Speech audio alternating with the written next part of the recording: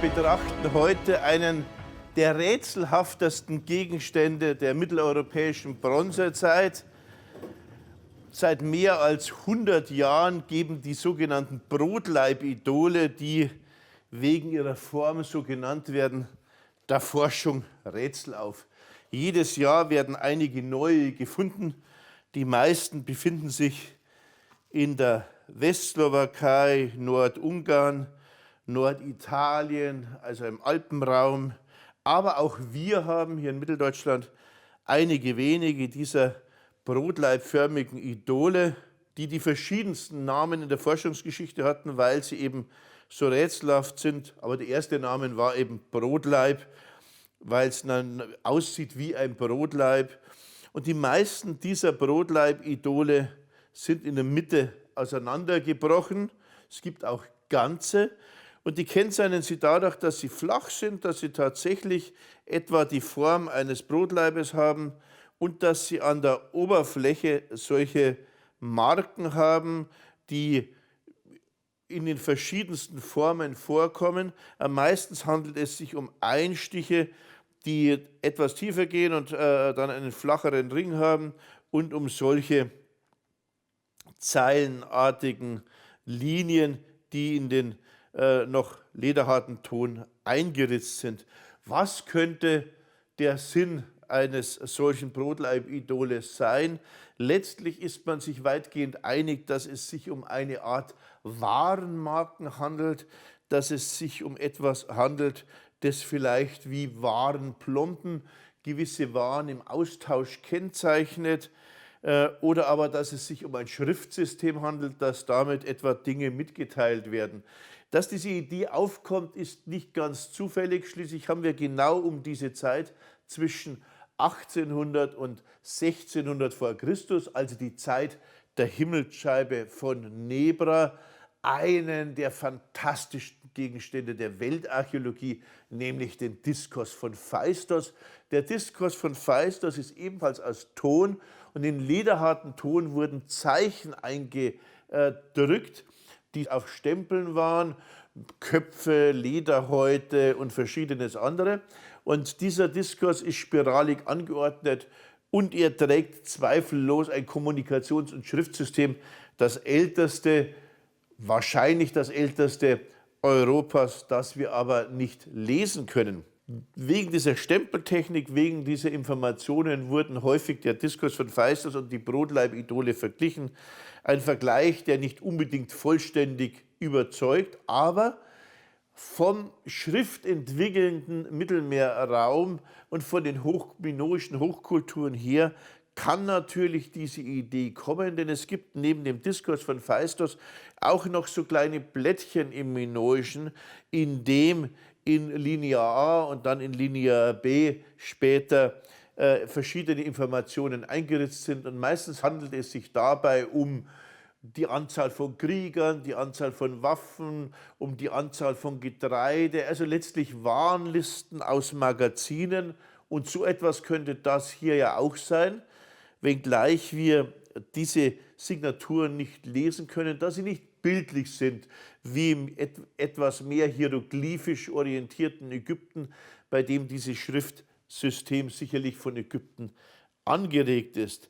Aber uns erinnert doch dieses Brotleibidol noch an etwas anderes, denn wir haben ja bereits die Kerbhölzer besprochen. Ein Kerbholz aus Wittenberg aus dem Jahr 1558, das wir in einer Kloake gefunden hatten aus Holz, hatte 23 solcher Ritzungen, die mit einem zweiten Kerbholz anpassend dann zeigten, die Höhe der Schulden in Gulden anzeigten. Das heißt, das Kerbholz war geteilt worden und man hat quer rüber die Schulden eingeritzt, und beim Zusammenfügen sah man dann, dass das Ganze authentisch ist, und Schuldner und Gläubiger konnten entweder weitere Schulden eintragen oder die Schuld durch Zerbrechen des Kerbholzes und Bezahlen der Schuld begleichen.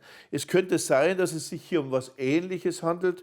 Also man hätte dann in dem Ton sozusagen ein Wertsystem festgehalten, etwa Schulden. Sollte es sowas wie Schulden in der Bronzezeit überhaupt schon geben, aber bei Warenaustausch ist es natürlich nicht undenkbar oder andere Verpflichtungen zur Lieferung.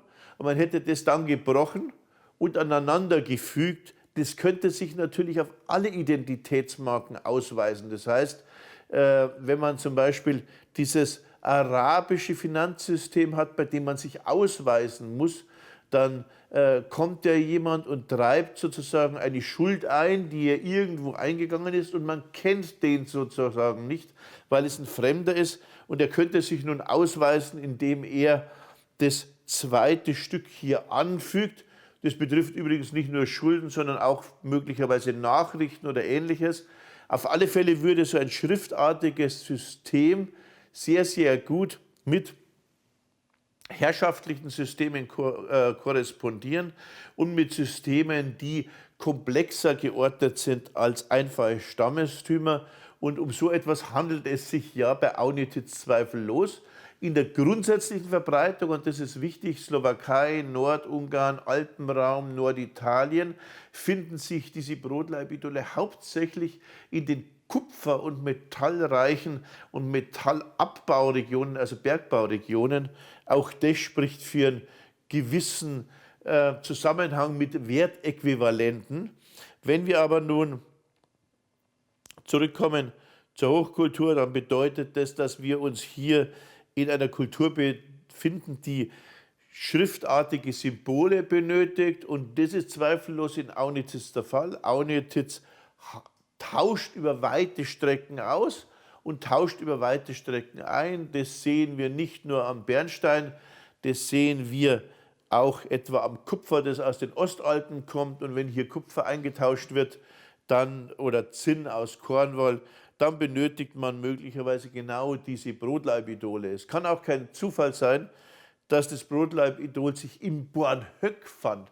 Der Bornhöck ist ja der reichste Fürstengrabhügel nördlich der Alpen in der Frühbronzezeit. Es ist ein riesiger Hügel von etwa 65 bis 70 Meter Durchmesser, von mindestens 13 bis 15 Metern Höhe und er ist weiß gekalkt, also ganz, ganz eindrucksvoll. Und in der Aufschüttung des Bornhöck fand sich dieses Brotleibidol mit Tausenden und Tausenden von anderen Scherben.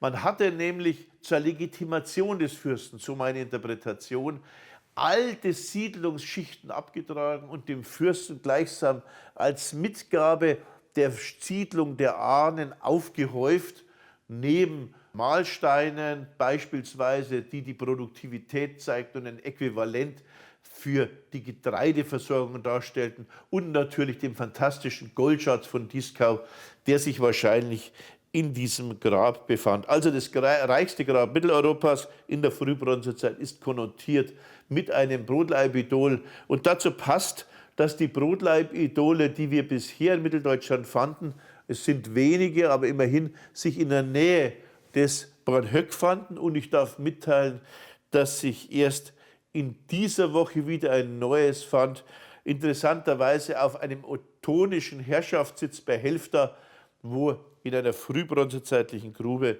ein solches Brotleibidol entdeckt wurde. Die Rätselhaftigkeit ist eigentlich das Spannendste. Das sehen wir beim Diskurs von Feisters, den ich erwähnt hatte. Er wäre nicht so weltberühmt, wäre er nicht so rätselhaft. Und eigentlich finde ich so Brotleibidole deshalb spannend, weil wir zwar ein Zeichensystem haben, es aber nicht verstehen. Und das Rätseln und Spekulieren ist auch in der Wissenschaft häufig spannender, als wenn es eine ganz, ganz einfache Lösung gibt und jeder Punkt beispielsweise ein Sack Getreide wäre und wir das genau wüssten.